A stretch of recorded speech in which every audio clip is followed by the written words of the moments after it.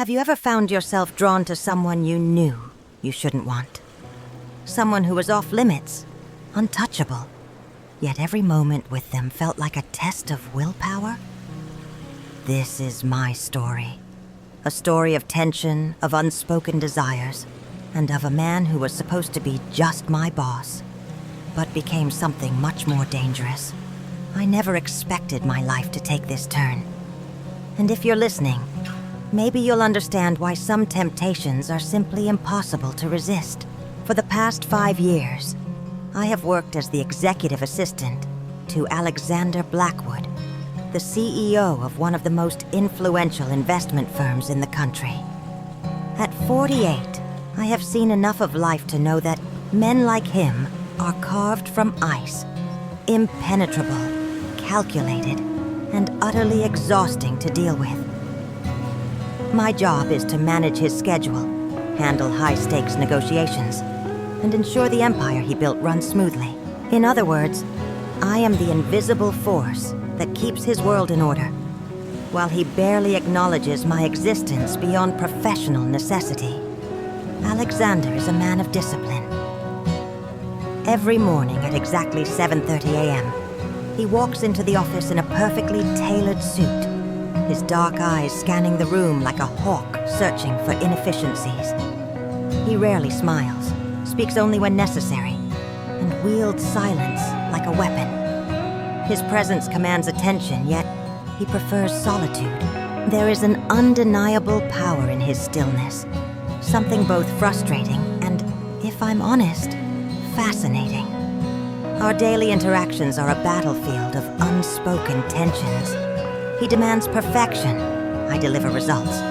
He expects immediate answers. I anticipate his needs before he voices them. But for all his brilliance, he is impossibly difficult. Emails must be concise, reports error-free, and any deviation from his expectations is met with a sharp glance, or worse, a quietly uttered "fix it" that carries more weight than a full-blown reprimand. I used to think I had developed immunity to men like him. Cold, detached, emotionally unavailable.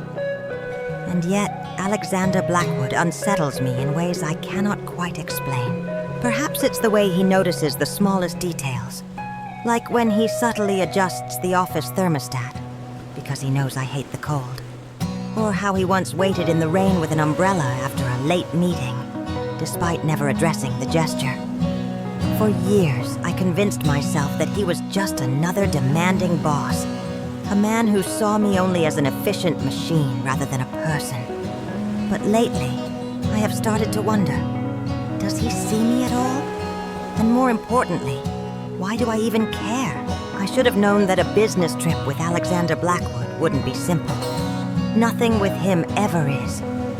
The trip was supposed to be straightforward. Fly to Aspen for a high-profile investor summit, finalize a crucial deal, and return to New York within 48 hours. I had planned everything down to the minute, ensuring no detail was overlooked. But life, as it turns out, enjoys throwing chaos at even the most meticulous planners. It started with a storm, a brutal, unrelenting blizzard that grounded all flights indefinitely. What should have been a 2-day trip turned into an indefinite stay at an isolated luxury resort, with only a skeleton staff remaining due to the weather.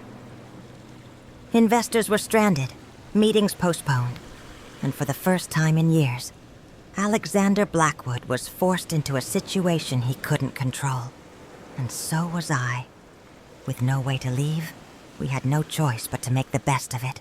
But being trapped in the same space with a man like him, outside of our usual office dynamic, was unnerving. At work, we had structure, boundaries. Now those boundaries blurred. The first night, I found him sitting by the grand fireplace in the lounge, nursing a glass of whiskey. The firelight softened his sharp features, making him look less like the ruthless CEO I knew, and more like someone human. It was unsettling. I told myself I didn't care. But when he glanced up and for the first time asked me to join him, not as his assistant, but as someone he could talk to, I hesitated. Then, against my better judgment, I sat down. We talked. About work at first. Then somehow, about other things. Travel, childhood memories, the absurdity of corporate life. It was the first real conversation we'd ever had that wasn't transactional. And for a moment, I saw him differently. But the moment was short-lived. The next day, an emergency arose with one of our firm's largest clients. A deal worth millions was on the verge of collapse, and we had no access to our usual resources. Phones barely had signal, internet was unreliable, and the only way to salvage the situation was through direct negotiation. Which meant Alexander and I, together, navigating a crisis side by side. I had always known he was brilliant, but seeing him in action, watching him think, strategize, adapt under pressure, was something else entirely. He wasn't just cold precision, he was calculated intensity, unwavering focus. And for the first time, I realized why people followed him, why he commanded a room without needing to raise his voice. We worked through the night, exhausting every possible solution. At some point, I found myself leaning against the same desk as him, staring at financial projections that blurred together from fatigue. Our shoulders brushed. I should have stepped away, but I didn't. Neither did he. For years, I had convinced myself that Alexander Blackwood was just my boss, that our connection, if it even existed, was nothing more than professional necessity. But stranded in the middle of a snowstorm, forced to rely on each other in ways we never had before, I felt something shift, something I wasn't ready to name. And from the way he looked at me in that moment, I had a feeling he felt it too. The storm raged on outside, wind howling against the windows like a restless ghost. The entire resort was eerily quiet, as most guests had already retreated to their rooms. But we were still in the lounge, the crackling fire between us, our unfinished glasses of whiskey sitting forgotten on the table. Hours had passed since we salvaged the deal. Alexander had leaned back in his chair, exhaustion evident in his usually sharp eyes. I should have left then, returned to my room, ended the night with a polite, "Good work today, sir." But something kept me there, something in the way he watched me. It was different now, not the usual commanding stare he gave in the office when issuing orders. No, this was quieter, slower, more dangerous. "You surprise me, Claire," he murmured, swirling the amber liquid in his glass. "You're more than just efficiency and logic, aren't you?" I swallowed hard, my pulse betraying me. "And you're more than just a ruthless businessman." A slow smirk tugged at his lips. "Am I?" A single flicker of hesitation, and then he leaned in, just slightly, just enough to make my breath catch. The tension between us was electric, thick and pulsing, daring either of us to break it. The room felt too small, the air too charged. I should have said something, stepped away, but I stayed. The firelight cast shifting shadows over his face, highlighting every sharp angle, every unreadable emotion in his storm-colored eyes. "I should go to bed," I whispered, though I made no move to stand. He didn't blink. "Should you?" It wasn't just a question. It was a challenge. And for the first time in years, I wanted to say no. Then, as if fate itself wanted to shatter whatever fragile restraint we had left, the power flickered. The fire dimmed. The room plunged into near darkness, the only illumination coming from the storm outside and the dying embers between us. A sudden gust of wind rattled the windows, making me startle. Alexander moved fast. Too fast. One moment, I was sitting stiffly in my chair. The next, he had reached out, his fingers wrapping gently around my wrist. "You're shaking," he noted, his voice softer now, intimate. "It's just the storm," I lied. We both knew better. The silence stretched between us, thick with words unspoken. With years of buried tension neither of us had dared acknowledge. Then he did something unexpected. He lifted my hand, his thumb brushing over my palm in an achingly slow caress. His touch was warm, steady, the kind of touch that could undo years of carefully built walls. "Claire," he murmured, my name sounding different from his lips, less professional, more personal. I didn't recognize myself when I whispered back, "Yes?"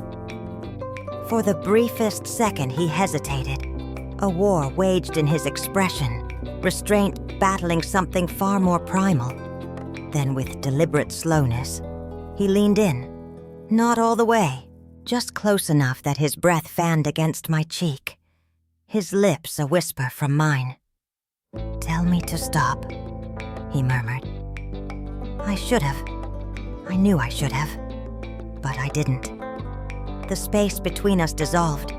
His lips met mine, not with the force I'd half expected, but with a restraint that shattered me. Soft, deliberate, as if he were savoring a secret he'd kept for years.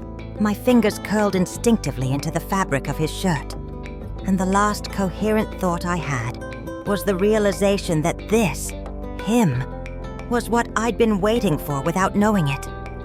The storm roared, but all I heard was the low growl in his throat as he deepened the kiss, his hand sliding from my wrist to the nape of my neck. His touch was fire, branding me. And when he pulled back just enough to murmur, "Bedroom," against my lips, I nodded. We moved like shadows through the darkened resort, his grip on my hand unyielding. The hallway felt endless, each step charged with the weight of what we were about to do. At my door, he hesitated, his forehead resting against mine. "Last chance," he breathed, but his voice was rough. Unsteady, I turned the handle. Inside, the room was bathed in the ghostly silver of the storm. He closed the door with a quiet click, and suddenly, the world narrowed to the sound of our breaths, the static between us. He stepped closer, his fingers tracing the line of my jaw, down my throat, lingering at the pulse that raced beneath my skin. "You're sure?" he asked, though his touch said he already knew the answer. I reached for his tie, loosening it with a confidence I didn't feel.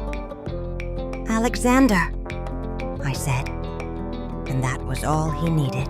His mouth found mine again, hungrier now, as he guided me backward until the backs of my knees hit the bed. The mattress dipped as he followed me down, his weight pressing me into the sheets. His hands were everywhere, skimming my ribs, tangling in my hair, mapping me like a man memorizing a treasure. "Claire," he groaned, pulling away just long enough to shed his shirt, his eyes never leaving mine. The vulnerability there undid me. This wasn't the man who'd coldly negotiated billion-dollar deals. This was someone raw, real. When his lips trailed down my neck, I arched into him, my nails scraping lightly over his shoulders. The storm outside faded, drowned by the crescendo of our breaths, the whispered pleas that escaped me. He moved slowly, tortuously, until I was trembling beneath him, until the line between control and surrender blurred. "Look at me," he demanded, his voice a rasp. I did, and in that moment, as he finally filled the space between us, the world stilled. There was no past, no boardrooms, no titles, just this, just us. And when the storm finally quieted, hours later, we didn't speak. We didn't need to. The silence said everything. The world outside remained unchanged, stormy, relentless, oblivious to what had just happened. But inside me, everything had shifted. I could still feel the ghost of his touch, the way his breath had fanned across my skin, the unspoken promise lingering in the space between us. But we had stopped. Just barely. Just in time. Or maybe too late. I had stumbled out of the lounge under the pretense of exhaustion. But sleep never came. My mind replayed the moment over and over, dissecting every glance, every whispered word. I had worked under Alexander for years, endured his impossible demands, his cold indifference, his occasional flashes of something deeper. But never had I seen him like that. Unguarded, dangerous in a different way. By morning, I convinced myself it was nothing. A mistake. A moment of weakness fueled by whiskey and exhaustion. But when I entered the conference room, he was already there. And everything changed. His gaze found mine instantly, dark and unreadable. No smirk, no teasing remark, just quiet intensity, like he was still trapped in last night's storm, like he was waiting for me to speak first. "Good morning, sir," I said, my voice perfectly professional. Something flickered across his expression. Annoyance? Amusement? He leaned back in his chair, the leather creaking under his weight. Claire. Nothing more. But it was enough. The meeting was a blur of numbers and negotiations. But I felt him watching me the entire time. Every time I moved to take a note, every time I spoke, his eyes followed, sharp and unwavering. It sent my pulse skittering, but I refused to react. I was his assistant. Nothing more. Nothing had happened.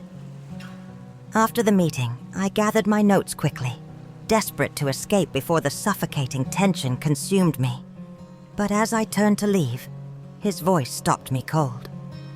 "Stay." I hesitated, just for a second, but that was all he needed. The door clicked shut behind the last of the executives, and then it was just us, alone, again. Alexander leaned back, studying me. "You've been avoiding me." I swallowed. "I haven't." He arched a brow. "Lying doesn't suit you, Claire." I forced a breath. "Last night was inevitable," he interrupted, his voice low. Certain, my pulse jumped. "It was a mistake." He tilted his head slightly, considering me. "Was it?" I hesitated too long. His lips curved, but there was no humor in his smile.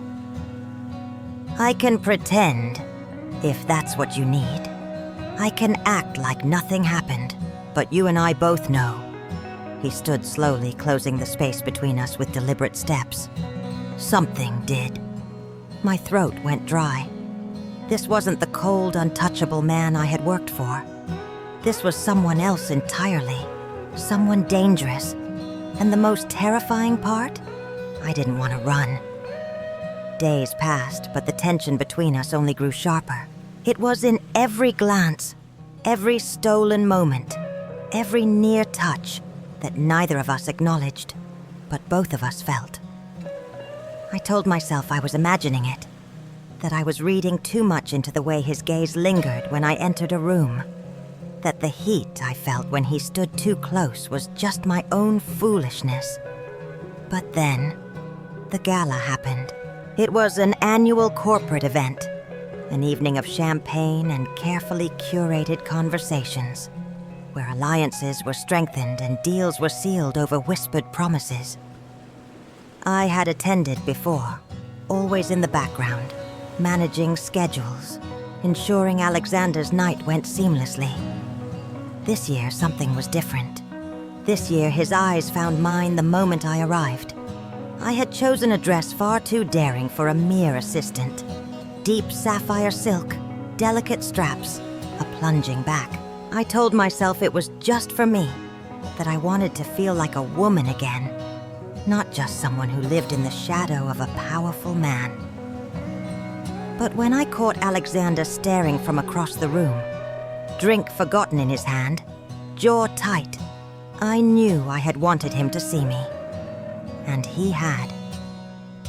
He approached me hours later, after the formalities had settled, when the air was thick with expensive perfume and whispered secrets. "You shouldn't be wearing that," he murmured, his voice quiet but firm. I lifted my chin. "It's just a dress." His gaze burned into mine. Not on you. The air between us crackled, charged with something we both refused to name. But then, before I could respond, another man slid into my space. A CEO from one of our partnering firms. Charming, effortlessly smooth. He offered his hand, his smile easy. Claire, isn't it? You work with Alexander, right? Before I could answer, Alexander's hand pressed against my lower back, grounding, possessive. She works for me, he corrected, his tone deceptively calm. The CEO raised his hands in surrender. Of course, my mistake. But the damage was done. Because now, I wasn't just aware of Alexander. I was aware of the way his fingers lingered against my skin, the way his body angled toward mine, the way his breath felt against my temple as he leaned in. Go inside, he murmured, so quiet only I could hear. Now! I turned to him, pulse unsteady. What? Now, Claire. His voice left no room for argument. I obeyed. The moment we stepped into the empty hallway, the door clicking shut behind us, he was on me. Not touching. No, he hadn't crossed that line yet. But close. Impossibly close. His hands braced on the wall beside me, caging me in. What the hell are you doing? He demanded. I met his gaze, refusing to back down. What do you mean? You know exactly what I mean. His voice was lower now, rougher. That dress. That man. His jaw clenched. Do you want him? I blinked, stunned. What? Answer me, Claire. I let out a breath, frustration and something else. Something dangerous coiling inside me. Why do you care? His fingers flexed against the wall. Because I do. Silence stretched between us, heavy, unforgiving. And then, in a moment of reckless honesty, I whispered, Then do something about it. His control snapped. 1 second, I was standing against the wall. The next, he was pressing into me, his mouth crashing against mine. Hungry, desperate, a collision of everything we had tried to deny. I should have stopped it. I didn't. Because this wasn't just a kiss. This was surrender. So tell me, have you ever been in a moment where you knew your life would never be the same? Where a single decision could either save you or destroy you? That's where I found myself. And now, I have to ask, if you were me, would you have walked away? Or would you have done exactly what I did? Risk everything for a love that was never meant to be?